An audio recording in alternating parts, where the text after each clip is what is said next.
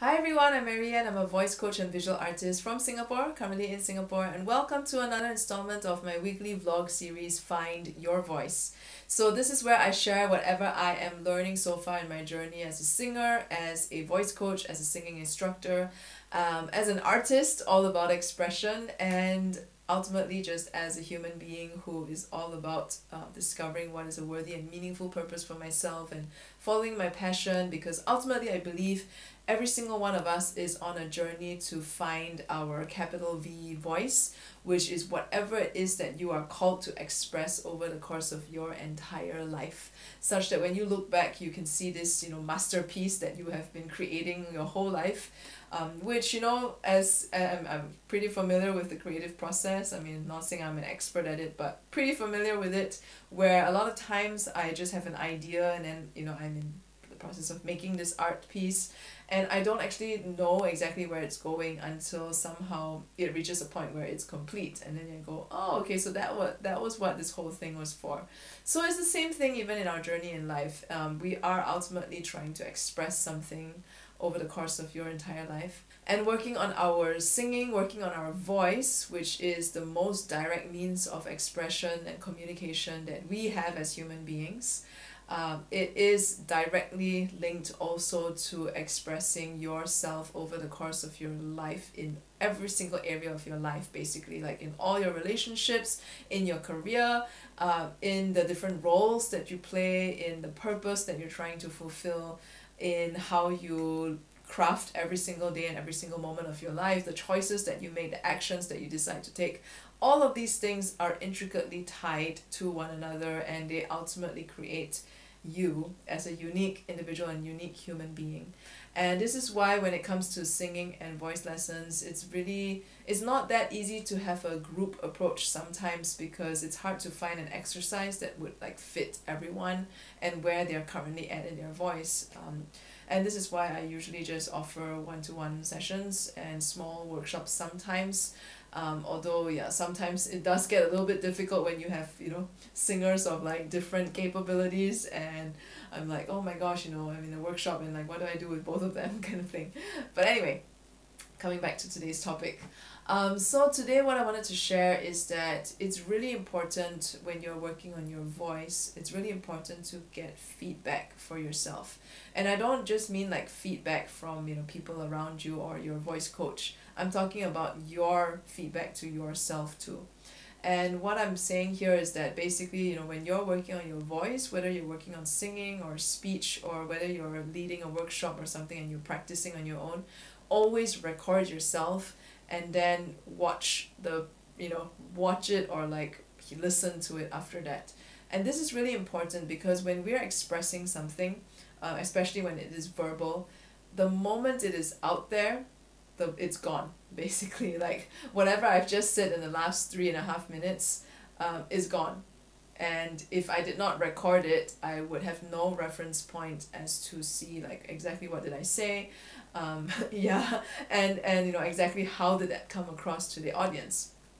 And so it's the same thing even with singing. Whenever we sing a song, the act of singing is an act of creation in the moment.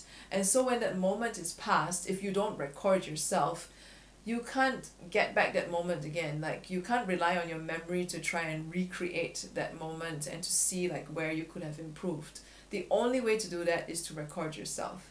And recording yourself can be quite difficult for some people. I mean, even for me, when I started recording these vlogs last year I did a 100-day vlogging project where every single day I recorded and published a vlog.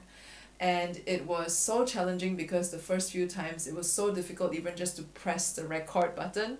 And now I got to a point where pressing record is really easy, and now I'm working on how to just naturally be myself while recording, because I know I tend to have this the moment the camera is rolling, I tend to put on a certain persona because I want to appear a certain way. So I'm also learning how to be more natural in front of a camera, and accepting myself for who I am and showcasing that to the world. Basically, yeah, recording sometimes, it can be a bit of a hurdle just to press the record button, and then we might start to feel self-conscious once we start recording and once we know we're being recorded.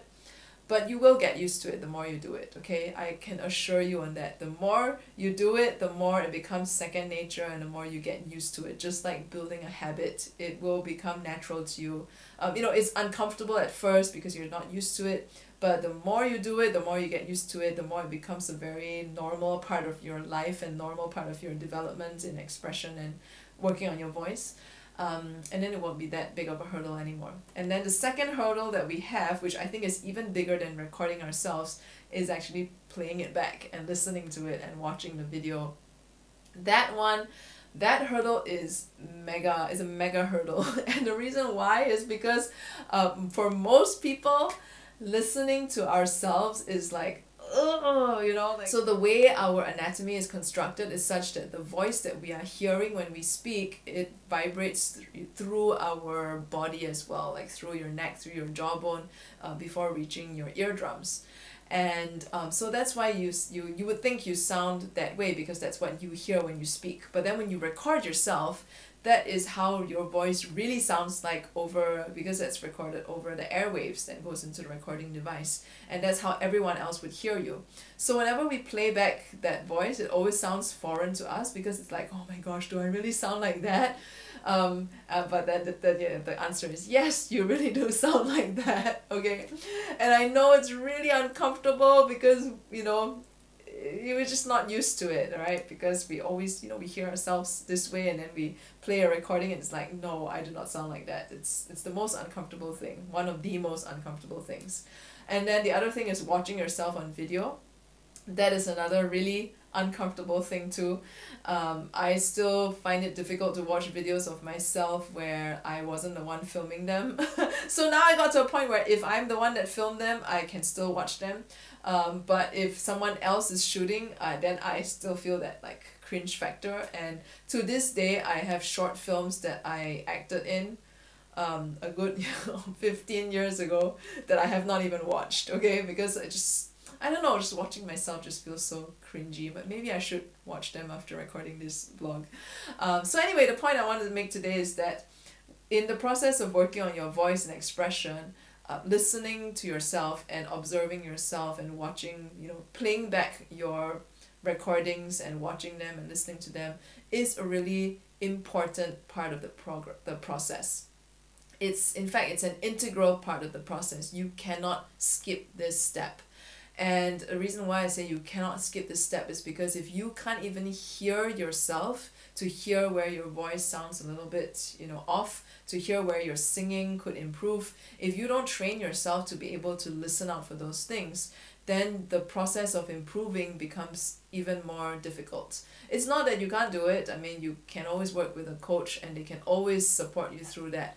But a coach can only do so much because ultimately it is still up to you to improve on whatever it is, whatever areas you need to improve. And a lot of that has to do with you being able to know exactly why you need to improve that, or why you want to improve that, or what exactly is off about that.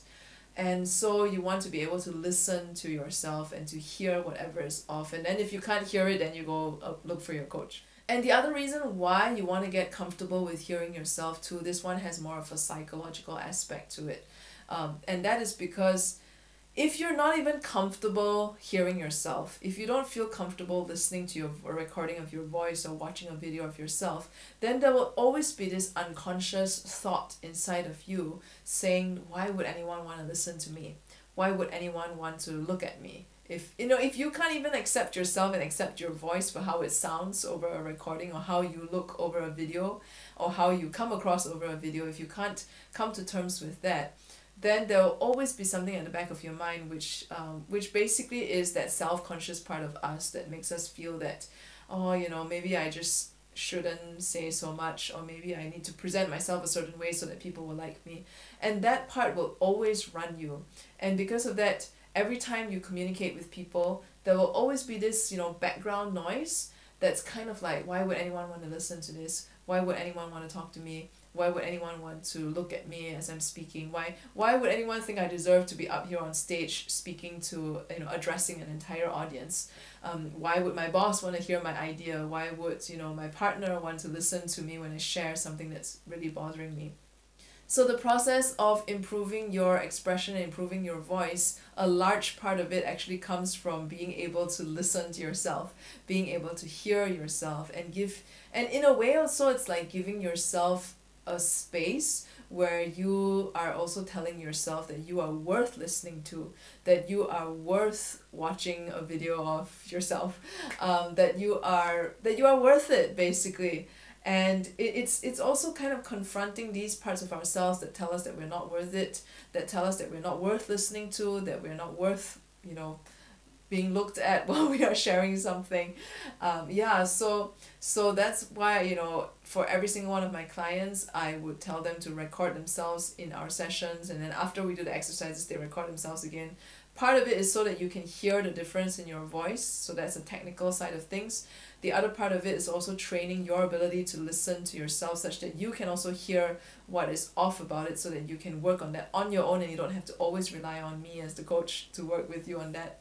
And then I can come in when it's really something that you are having difficulty with. And the other thing also is it overcomes a lot of these psychological barriers that we have towards self-acceptance, where we find it difficult to hear ourselves, we find it difficult to watch videos of ourselves.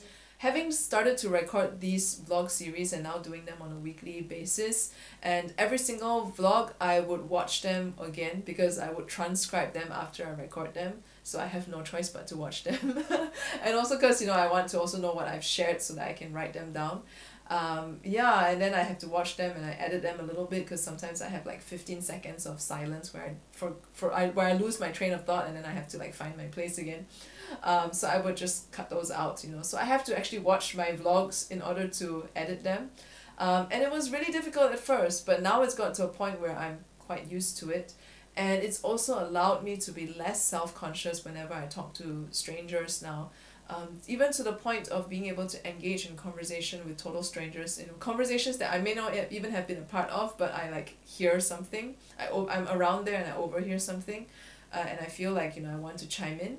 I would just do it.